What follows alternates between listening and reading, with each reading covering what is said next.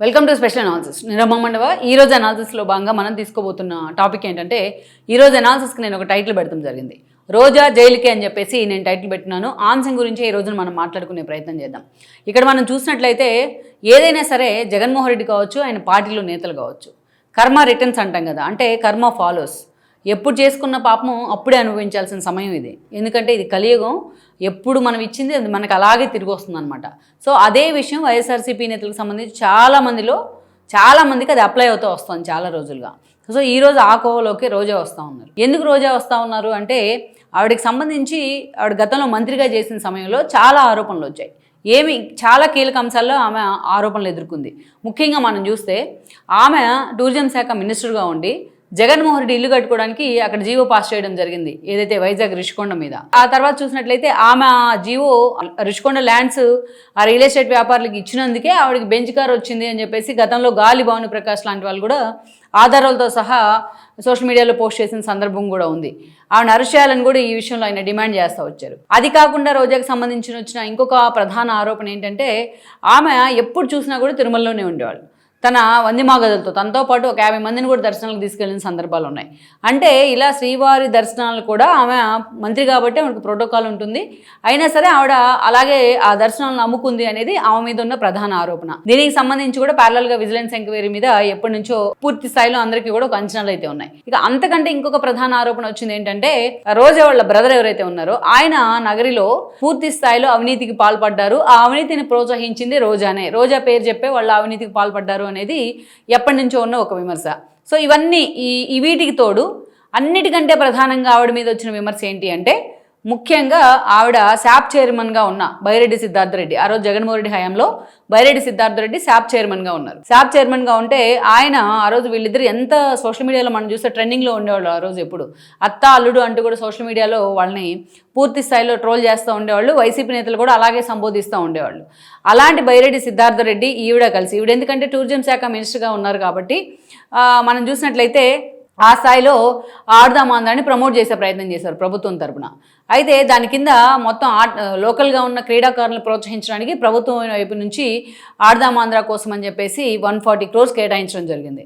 అయితే ఆ బడ్జెట్లో దాదాపు 40 కోట్లు వీళ్ళిద్దరూ కలిసి మ్యానిపులేషన్ చేశారు అన్న ఆధారాలు ఉన్నాయి. ఆధారాలే కాదు, వీళ్ళిద్దరూ కూడా ప్రతిసారి ఏదైతే క్రికెట్ కిట్ల కొనుగోలు దగ్గర నుంచి ప్రతి అంశంలో ఏదైతే యూజ్లెస్ కిట్లు అన్నీ తీసుకొచ్చి వాడేసినవో, లేకపోతే ఆల్రెడీ పూర్ స్టేజ్లో ఉన్న వాటిని తీసుకొచ్చి క్రీడాకారులకు అంటగట్టారు అనేది చాలా విమర్శ ఉంది. అప్పట్లోనే చాలామంది ఆరోపణలు కూడా చేశారు ఈ అంశం మీద. ఇది టీడీపీ అధికారంలోకి వచ్చిన తర్వాత, కూటమి ప్రభుత్వం ఏర్పడిన తర్వాత మనం చూసి ఇప్పుడు శాప్ చైర్మన్గా ఉన్న రవినాయుడు లాంటి వాళ్ళు కూడా మాట్లాడారు. ఈ విషయంలో ఇంకే విషయంలోనైనా రోజా తప్పించుకోవచ్చు కానీ, బట్ ఈ విషయంలో రోజాతో పాటు బైరెడ్డి కూడా తప్పించుకోవడం అసాధ్యం అని చెప్తా వస్తున్నారు ఆయన. ఇక్కడ మనం చూస్తే మొత్తం 140 కోట్లలో 40 కోట్ల గోల్మాల్ జరిగింది అనేది ఎప్పటి నుంచో ఉన్న ప్రధాన ఆరోపణ. దీని మీద ప్రభుత్వం విజిలెన్స్ ఎంక్వైరీ కూడా ఆదేశించింది. ఎప్పటి నుంచో విజిలెన్స్ ఎంక్వైరీ జరుగుతూ వస్తున్న క్రమంలోనే ఈరోజు ప్రభుత్వానికి విజిలెన్స్ రిపోర్ట్ ఇచ్చింది. పూర్తి స్థాయిలో వీళ్ళు గోల్మాల్కి పాల్పడ్డారు, నిధులు గోల్మాల్కి, ప్రభుత్వ నిధులను దుర్వినియోగం చేశారు. సో ఈ విషయంలో మీరు వాళ్ళిద్దరి మీద క్రిమినల్ చర్యలు తీసుకోవాల్సిందే అని చెప్పేసి విజిలెన్స్ రిపోర్ట్ ఇవ్వడం జరిగింది. ప్రభుత్వం కూడా ఈరోజు ఆ దిశగా ఫోకస్ పెడతా ఉంది. అంటే ప్రభుత్వం ఎంత సీరియస్గా ఫోకస్ పెడతా ఉంది అంటే, ఆల్రెడీ బయటికి కొన్ని లీక్లు వస్తూ ఉన్నాయి, రోజా అరెస్ట్ తప్పదు, సిద్ధార్థరెడ్డి అరెస్ట్ తప్పదు అని.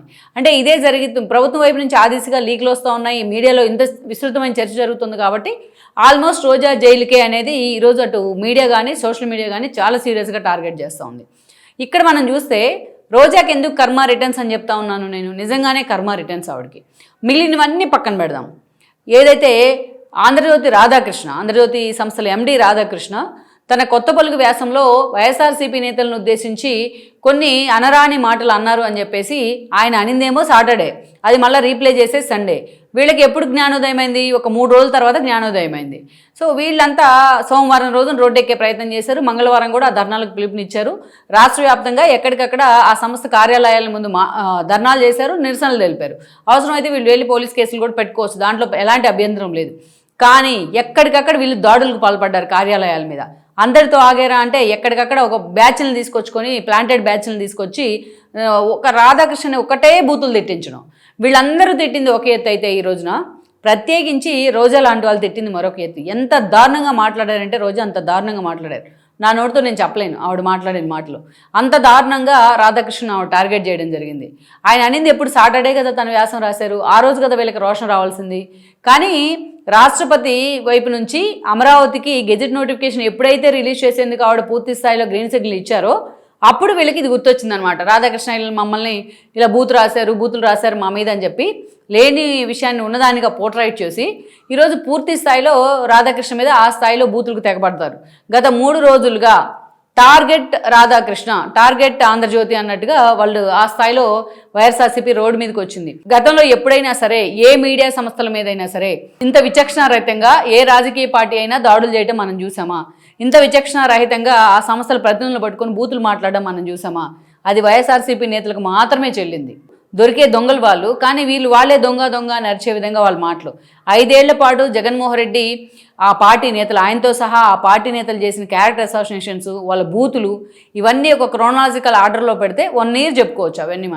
అవన్నీ వదిలిపెట్టుకొని ఈరోజు వాళ్ళ కింద ఏదో గురువింద నీతులు చెప్పినట్టు ఈరోజు పూర్తి స్థాయిలో రాధాకృష్ణ మీద ఆ స్థాయిలో టార్గెట్ చేస్తూ ఇక మాకు ఒకటే ఎజెండా అన్నట్టుగా వాళ్ళు చేస్తూ ఉన్నారు. ఈ విషయంలో మిగతా అందరూ తిట్టింది, చాలామంది తిట్టారు, నేతలు చాలామంది బయటకు వచ్చి మాట్లాడడం జరిగింది. వాళ్ళలో కొంతమంది మాట్లాడారు, లైక్ బొత్స లాంటి వాళ్ళు చాలా హుందాగా స్పందించారు, ఇలా రాయడం మీరు తప్పు కదా అని చెప్పేసి. అలా ఎందుకు మిగతా నేతలు మాట్లాడలేకపోతా ఉన్నారు? చాలా దారుణమైన కామెంట్స్ చేయడం జరిగింది. కొంతమంది జోగి రమేష్ లాంటి వాళ్ళు, రోజా లాంటి వాళ్ళు అడ్డంగా నోరు బారేసుకునే ప్రయత్నం చేశారు. ఈరోజు రోజా మాట్లాడిన మాటలు చూసిన తర్వాత నిజంగా సభ్య సమాజం సిగ్గుపడాలి. ఎన్నోసార్లు సిగ్గుపడింది సభ్య సమాజం ఆ మాటలు విన్న తర్వాత. ఈరోజు ఒక మీడియా అధిపతిని ఉద్దేశించి ఆ మాట్లాడిన మాటలు నిజంగానే వాళ్ళ ఇంట్లో మనుషులు ఎవరైనా ఉంటే, వాళ్ళ ఇంట్లో పిల్లలు ఉంటే వాళ్ళు కూడా సిగ్గుపడేలాగా ఆవిడ వ్యాఖ్యలు చేయడం జరిగింది. ఆవిడ అలా వ్యాఖ్యలు చేశారో లేదో చాలా అసహనం కలిగింది రాష్ట్ర ప్రజలు కూడా. ఇంకా ఎందుకు కూటమి ప్రభుత్వం వీళ్ళని బేర్ చేస్తుంది ఇలాంటి వాళ్ళని అని చెప్పేసి. అదే సందర్భంలో ఈరోజు అది తాత్కాలికమా, అది యాదృచ్ఛికమా, లేకపోతే నిజంగా టైమ్లీ జరిగిందోనో కానీ ఈరోజు విజిలెన్స్ డైరెక్ట్గా గవర్నమెంట్కి, ప్రభుత్వానికి రిపోర్ట్ ఇవ్వడం, వాళ్ళ మీద క్రిమినల్ చర్యలు తీసుకోవాలి అని రోజాతో పాటు బైరెడ్డి మీద. సో అంటే నిన్న ఆమె నోరు బారేసుకుంది అడ్డదిడ్డంగా నోరు బారేసుకుంటే ఈరోజు ఆమె మీద ప్రభుత్వం చర్యలు తీసుకునేందుకు కూడా సిద్ధమవుతోంది. అది కూడా పూర్తి స్థాయి ఎవిడెన్స్తో. 40 కోట్లు గోల్మాల్ అంటే అది మామూలు విషయమా? చిన్న ఇష్యూ అది. ఆడదామాంధ్ర 140 crores ఎంతోమంది క్రీడాకారులను ప్రోత్సహించడానికి ప్రభుత్వం విడుదల చేసిన నిధులు అవి. దాంట్లోనే 40 crores గోల్మాల్ చేశారంటే ఈవిడ ఇన్వాల్వ్మెంట్తో. ఇక ఈవిడ జగన్మోహన్ రెడ్డి కోసం జీవోలు ఇవ్వడం కానీ, రిషికొండ మీద ఇల్లు కడటానికి, అదేవిధంగా తిరుమల దర్శనాల విషయంలో కానీ ఈమె ఎంత అవినీతికి పాల్పడి ఉండాలి? అవన్నీ బయటకు వస్తే ఈవిడ ఎక్కడ ఉంటుంది? ఈవిడ ఫస్ట్ టైం సినిమాలు ఆగిపోయి సినిమాలో లాస్లో వచ్చి సెల్వమణిని వివాహం చేసుకొని ఈ పరిణామాల తర్వాత ఆవిడ టీడీపీలోకి వచ్చినప్పుడు ఆవిడ ఆస్తులన్నీ, ఈరోజు మంత్రిగా మొన్న ఓడిపోయిన తర్వాత మొన్నటి ఎన్నికల్లో ఆవిడ ఆస్తులన్నీ, ఇవన్నీ బయటికి తీయటం ఎంతసేపు ప్రభుత్వానికి? 2 ఏళ్ళు అవసరం లేదు కదా, 2 రోజులు చాలు. కానీ ఇంకా ఇప్పటికీ సహనంతోనే ప్రభుత్వం వెయిట్ చేస్తూ వచ్చింది. కానీ ఈరోజు విజిలెన్స్ రిపోర్ట్ ఇచ్చిన తర్వాత చర్యలు తీసుకోక తప్పని పరిస్థితి ఏర్పడింది. ఈ చర్యలు తీసుకుంటే రోజా అరెస్ట్ కావడం అయితే ఖాయం. దీన్ని ఏదో మసిపూసి మారేడుగా చేసి జగన్మోహన్ రెడ్డి దీంతో కూడా ఒక సెంటిమెంట్ లాగా తీసుకొద్దాం అనుకుంటే అది వర్కౌట్ అయ్యే పరిస్థితి కనిపించట్లా. రోజాకి నిజంగా జగన్మోహన్ రెడ్డి సపోర్ట్ చేశారు అంటే జగన్మోహన్ రెడ్డి తన గొయ్యి తాను తవ్వుకున్నట్టే. Please share, like and subscribe R24 Telugu YouTube channel.